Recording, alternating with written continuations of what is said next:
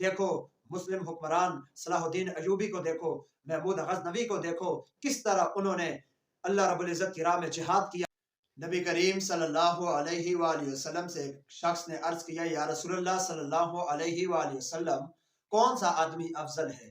تو نبی پاک صلی اللہ علیہ وآلہ وسلم نے فرمایا، جو اپنی مال اور جان کے ساتھ اللہ کی راہ میں جہاد کرتا ہے وہ مومن سب سے افضل ہے۔ حضور علیہ الصلوۃ والسلام نے فرمایا کہ ان قریب گمراہ قومیں تمہارے خلاف جمع ہو جائیں گی، جیسے لوگ کھانے کے برتن پر اکٹھے ہو جاتے ہیں۔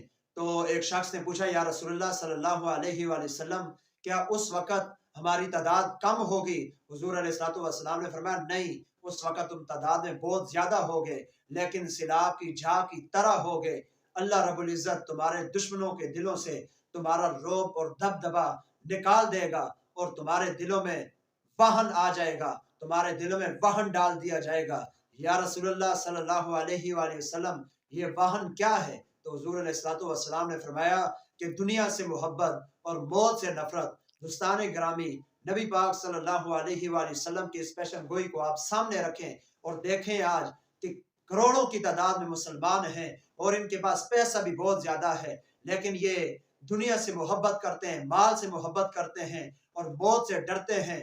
اگر یہ موت سے نہ ڈرتے ہوتے تو آج کس کی جرت تھی کہ غزہ کے اندر جو مظلوم فلسطینیوں کو مارا جا رہا ہے، انہیں شہید کیا جا رہا ہے، معصوم بچوں کو ذبح کیا جا رہا ہے، اور جناب عورتوں کی عصمت اور عفت کو تار تار کیا جا رہا ہے۔ یہ صرف مسلم حکمرانوں کی بے حسی ہے کہ ان کے دلوں کے اندر دنیا کی محبت ہے کہ ہم سے کرسی چھین لی جائے گی، ہم سے اقتدار چلا جائے گا، اور جناب ہمیں یہ ہو جائے گا، وہ ہو جائے گا۔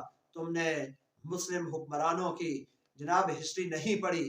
دیکھو مسلم حکمران صلاح الدین ایوبی کو دیکھو، محمود غزنوی کو دیکھو، کس طرح انہوں نے اللہ رب العزت کی راہ میں جہاد کیا تو ہر میدان میں اللہ نے انہیں سرخرو کیا ہے، سر بلند کیا ہے۔ جب تم دین کے لیے نکلو گے، جب تم اسلام کے لیے نکلو گے، جب تم امت محمدیہ کے مظلوموں کے لیے آواز اٹھاؤ گے تو اللہ تمہاری پیٹھ نہیں لگنے دے گا، اللہ تمہیں ہر میدان میں کامیاب کرے گا۔